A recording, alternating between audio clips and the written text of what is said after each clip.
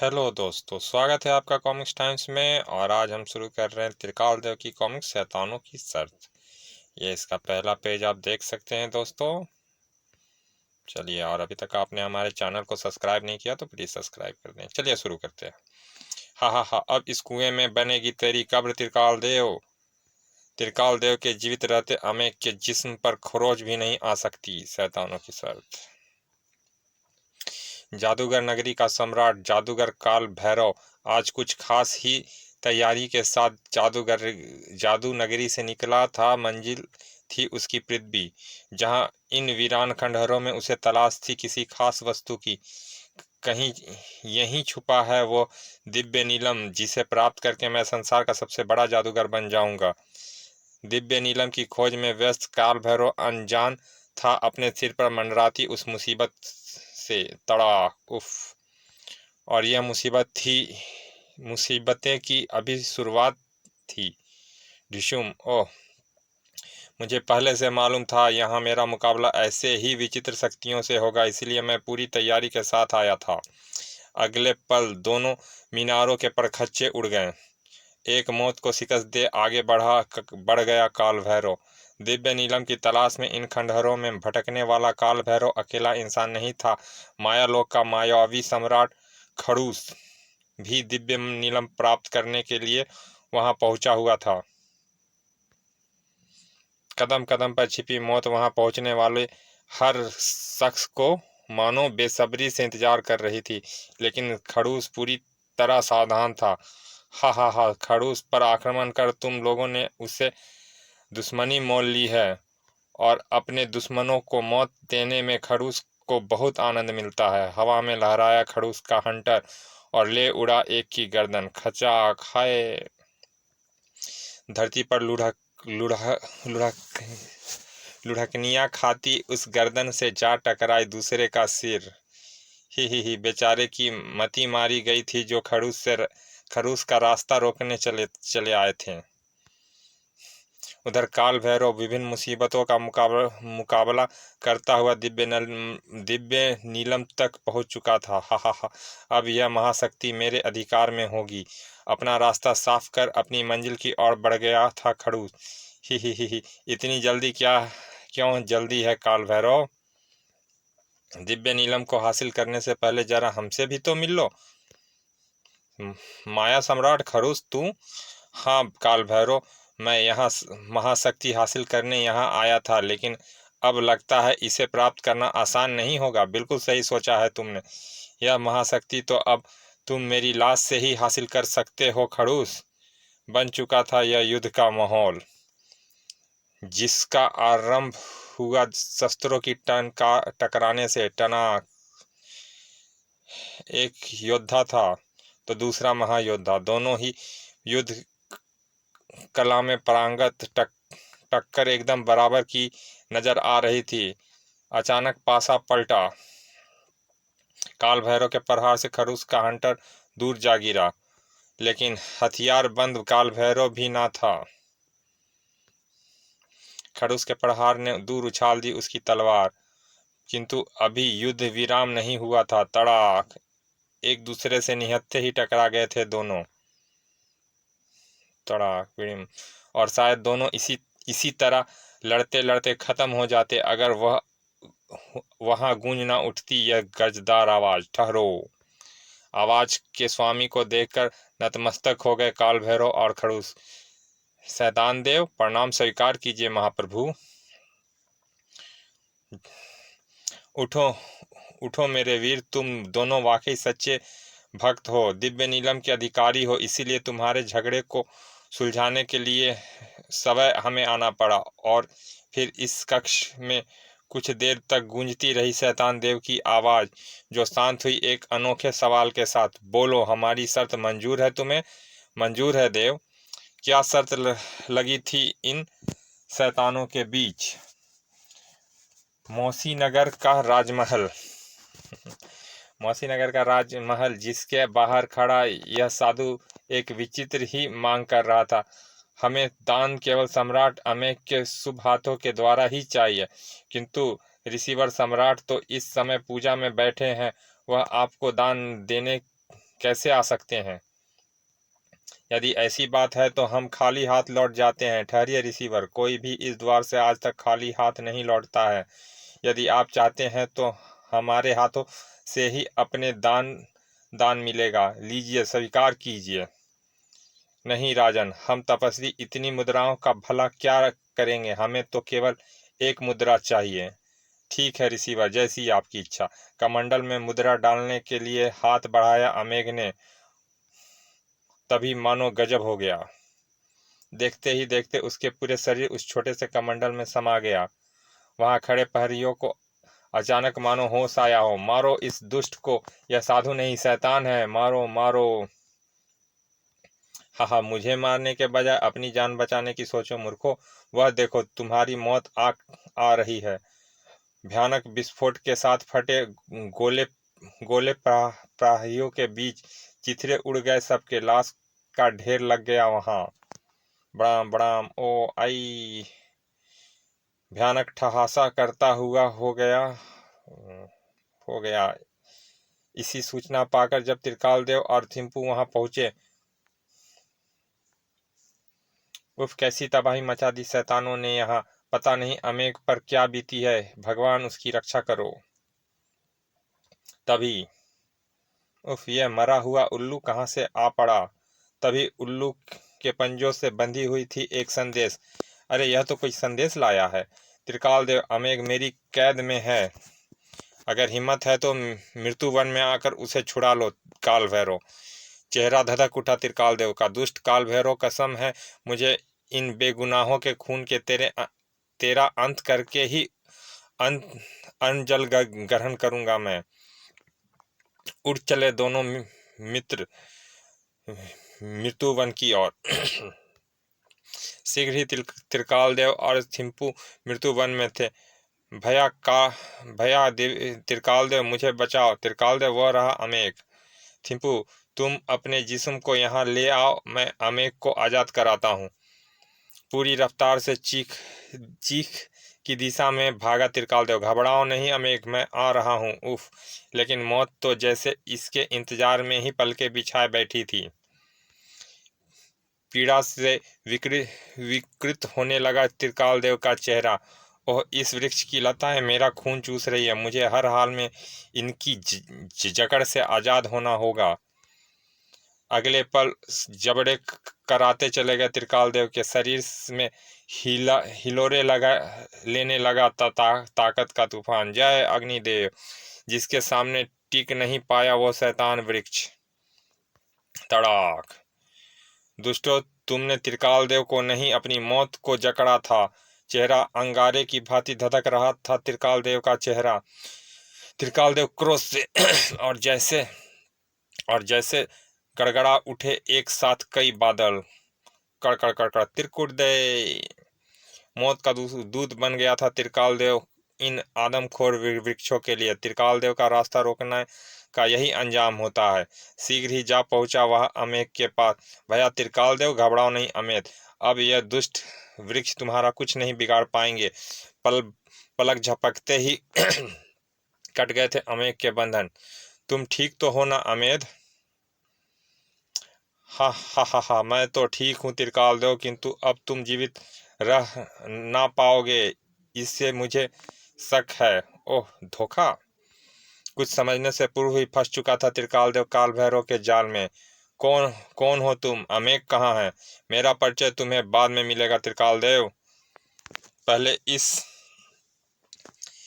पिल्ले से तो मिल लो जिसे बचाने के लिए तुम यहाँ आए थे, लेकिन फंस गए मेरे बनाए इस ज्वालामुखी में। अब इसमें इसमें भयानक विस्फोट होगा और तेरे टुकड़े टुकड़े हो जाएंगे भैया।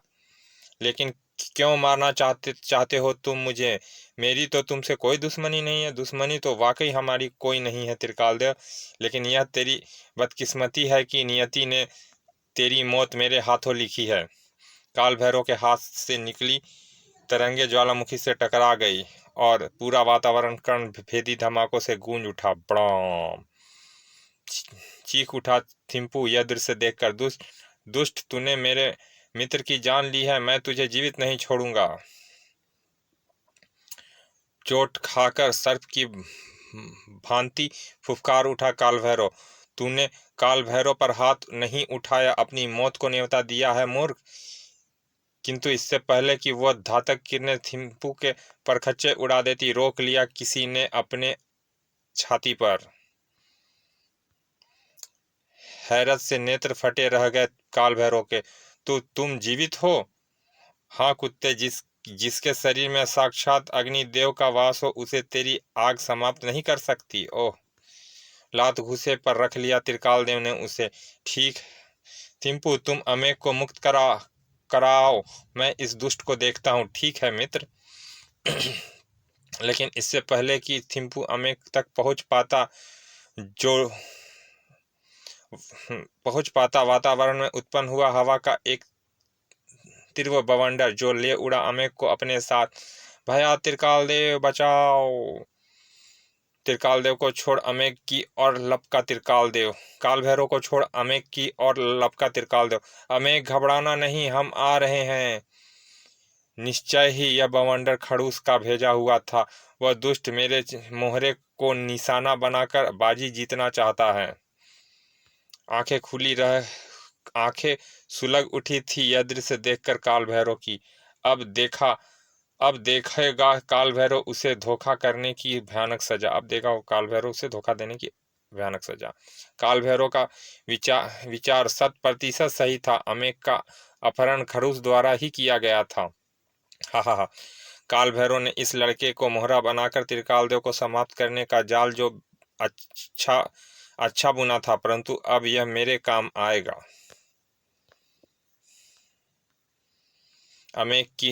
अमेक का पीछा करते हुए त्रिकाल देव और थिम्पू अब तक वहां पहुंचे बहुत देर हो चुकी थी। त्रिकाल देव, देखो अमेक इस दुष्ट के कब्जे में है। त्रिकाल देव को देखते ही लोमड़ी की तरह चमक उठी खड़ूस की आंखें। आ गया शिकार। प्रकट हो मौत के कुएं।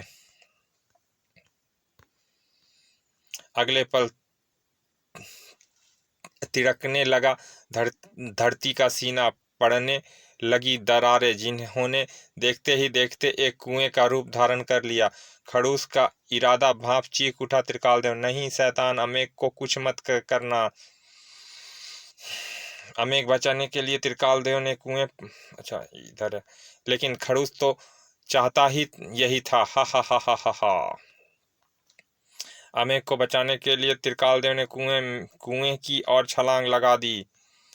त्रिकाल देव के जीवित रहते अमेक के जिस्म पर खरोच भी नहीं आ सकती। सही समय पर थामा था त्रिकाल देव ने अमेक को। ओह त्रिकाल देव भैया! लेकिन खड़ूस की घिनौनी चाल को देर से समझ सका वो।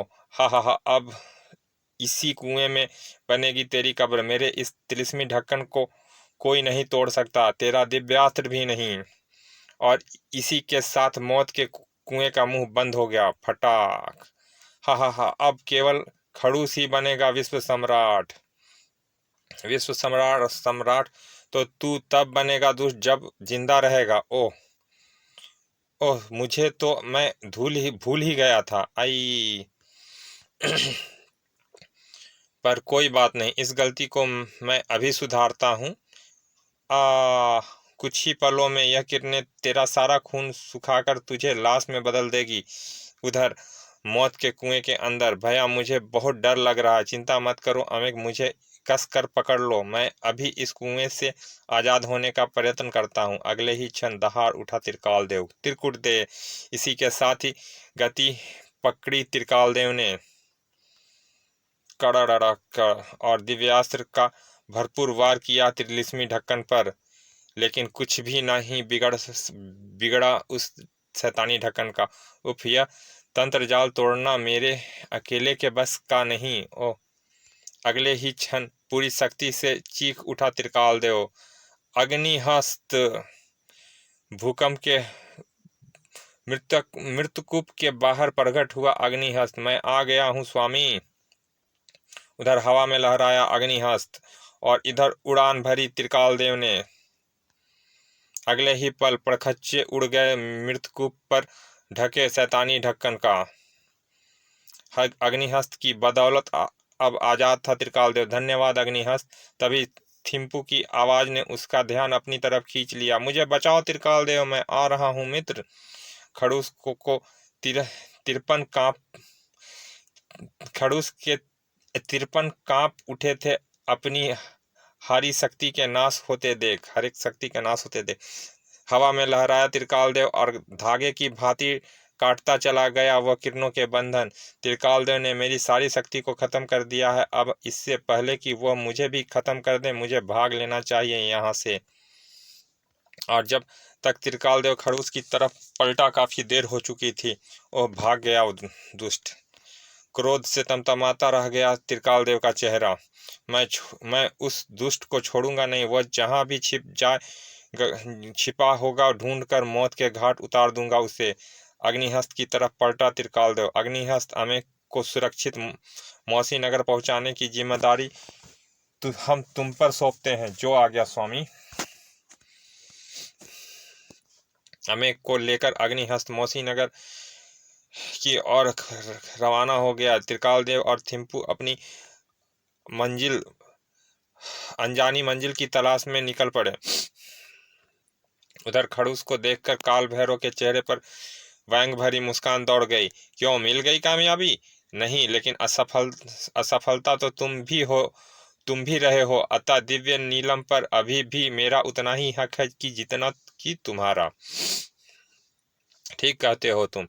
दिव्य नीलम को पाने के लिए हम दोनों में से किसी एक को दिव्यास्त्र त्रिकाल देव का वध करना था, क्योंकि यही महाप्रभु शैतान देव की शर्त थी। तुम दोनों शक्ति में बराबर हो, इसीलिए हम यह निर्णय करते हैं कि तुम दोनों में से जो भी त्रिकाल देव का वध करेगा वही दिव्य नीलम का स्वामी होगा। लेकिन उसका वध करने में हम दोनों नाकाम रहे। हाँ, लेकिन अगर हम दोनों की शक्ति मिल जाए तो हम उसे आसानी से मार सकते हैं। चमक उठी खड़ूस की आंखें काल भैरव का प्रस्ताव सुनकर।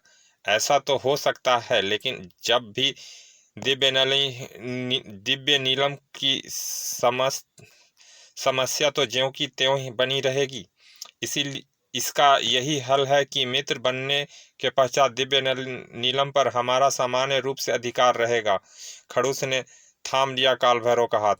मुझे मंजूर है। दिव्य नीलम ना मिलने से अच्छा है कि वह समान रूप से हमारे पास रहे। खुशी के सागर में डूबा खड़ूस भांप नहीं सका था काल भैरव के दिमाग में पनप रहे शैतानी योजना को। त्रिकाल देव के बाद मुझे नीलम नहीं, मौत मिलेगी खड़ूस।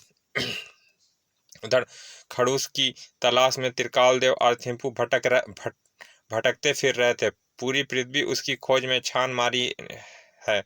ना जाने कहाँ छिप गया है वो शैतान। अचानक आश्चर्य के तार फैलाता प्रकट हुआ खड़ूस।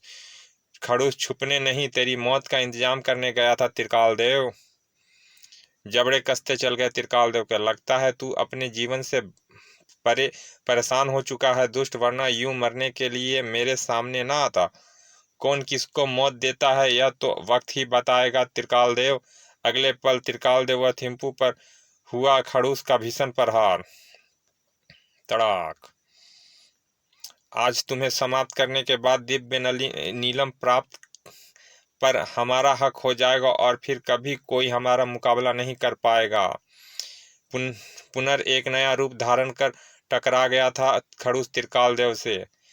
खड़ूस की विचित्र शक्तियों का मुकाबला करने के लिए अब त्रिकाल देव को जरूरत थी अपने दिव्यास्त्र की। त्रिकुट दे। उसके शरीर का ऊपरी हिस्सा पत्थर का बना हुआ है, इसीलिए इसे समाप्त करने के लिए कुछ और ही करना होगा। टना। लेकिन दिव्यास्त्र की धार बेकार साबित हुई थी। उफ, यह क्या करने जा रहा है त्रिकाल देव? थिम्पू चौंक उठा था। थिम्पू, यह क्या? त्रिकाल देव कायरों की तरह भाग निकला। लेकिन अगले ही पल बदल गई थिम्पू की सोचने की दिशा। वाह मित्र वाह, खत्म हो चुका था गेंडा। लेकिन खड़ूस के पास भला रूपों की क्या कमी थी? हा, देख त्रिकाल देव, खड़ूस का एक नया रूप। ओह, इन जहरीले हीरो के रूप में तुम्हें खत्म करने में ज्यादा आसानी होगी। तभी थिम्पू का शरीर आ टकराया खड़ूस से। तेरी यह टक्कर तो पर्वत का भी सीना फाड़ देगी। फिर भला तू क्या चीज है?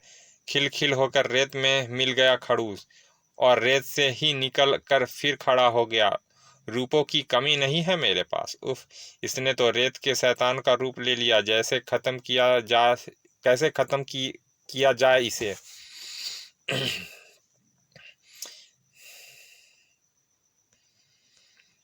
अचानक चमक उठा त्रिकाल देव का चेहरा। हाँ, इसी तरह खत्म हो सकता है यह शैतान। अगले ही पल त्रिकाल देव के आवाहन पर उसके शरीर से निकला जलूक बल के भांति लिपटता चला गया। जलूक खड़ूस के शरीर से। अब होगा तेरा नाश। नहीं। गूंज उठा वातावरण खड़ूस की दर्दनाक चीख से। बचाओ काल भैरव, बचाओ मुझे, मैं पानी में घुल रहा हूँ। रेत के बने खड़ूस के शरीर के एक एक कण को अपने में सोख त्रिकाल देव के शरीर में वापस आ गया जलूका। लेकिन काल भैरव मदद को क्यों कर पहुंचता? तेरा मर जाना ही मेरे हित में है खड़ूस, क्योंकि तेरे बाद मैं आसानी से खत्म कर सकता हूँ त्रिकाल देव को। सहायता के लिए धन्यवाद मित्र जलूका। तभी उफ, यह क्या आ लिपटा हमारे शरीर से? लगता है हम किसी जाल में फंस रहे हैं। त्रिकाल देव, छुड़ाओ अपने आप को। हा हा हा। मुख जीवा की जीवा के शिकंजे से आज तक कोई नहीं छूटा। सैकड़ों शिकार सटक चुका है वह अपनी जीवा के बल पर। हा हा हा हा। लेकिन इधर से निगल गया मुख जीवा त्रिकाल देव को और थिम्पू को। हा हा, खत्म हुआ त्रिकाल देव। अब दिव्य नीलम मेरा हुआ। दिव्य नीलम के सपने में खोया चल पड़ा काल भैरव। कुछ क्षण बाद वह नजारा नजर आ रहा था इन वीरान खंडहरों में। हे महाप्रभु शैतान देव, त्रिकाल देव को समाप्त करके दिव्य नीलम पर मैंने अपना स्वामित्व साबित कर दिया है। अब नीलम मुझे दे दिया जाए। तुम्हें नीलम नहीं, हमारे हाथों एक घिनौनी मौत मिलेगी। तो तुम तो क्या मुख जीवा? हाँ, धूल में मिल गया वो मुझे और त्रिकाल देव को। वह निगला तो जरूर गया था, लेकिन जिन्हें मौत ना पचा सकी उन्हें भला बेचारा मुख जीवा क्या पाता? खच्चा। और तुम इतनी देर तक इसीलिए जीवित रह सके क्योंकि हम सारा रहस्य जानना चाहते थे। अब तैयार हो जाओ मरने के लिए। मुझे मारने के लिए तुम्हें मुझ तक पहुंचना होगा त्रिकाल देव, और यह मायावी अग्नि तुम्हें ऐसा नहीं करने देगी। यदि तुमने इसे पार करने की कोशिश की तो राख में बदल जाओगे। तू हमें तो रोक सकता है काल भैरव, लेकिन अग्निदेव की शक्तियों से उत्पन्न दिव्यास्त्र को नहीं। पूरी शक्ति लगाकर फेंका था दिव्यास्त्र त्रिकाल देव ने, जो आग की दीवार को पार करता हुआ जा धंसा काल भैरव के सीने में। इसी के साथ जैसे भूचाल आ गया वहां। बड़ाम यह खंडहर ध्वस्त होने जा रहा है। थिम्पू भागो। तुरंत ही हवा में लहरा उठे त्रिकाल देव और थिम्पू। अच्छा हुआ इन खंडहरों के साथ दिव्य नीलम का अस्तित्व भी खत्म हो गया, वरना ना जाने कितने खड़ूस और कालभैरव का और जन्म होता। समाप्त। चलिए दोस्तों, ये अच्छी सी कहानी यहाँ समाप्त करते हैं। मिलते हैं फिर त्रिकाल देव के किसी अच्छी सी कॉमिक्स में। तब तक के लिए विदा। और अभी तक आपने हमारे चैनल को सब्सक्राइब नहीं किया है तो प्लीज़ सब्सक्राइब कर दें, ताकि हम और भी अच्छी कॉमिक्स अपलोड करें तो आपको पता चल सके। चलिए मिलते हैं फिर किसी अच्छी सी कहानी और अच्छी सी कॉमिक्स के लिए में। तब तक के लिए धन्यवाद, विदा।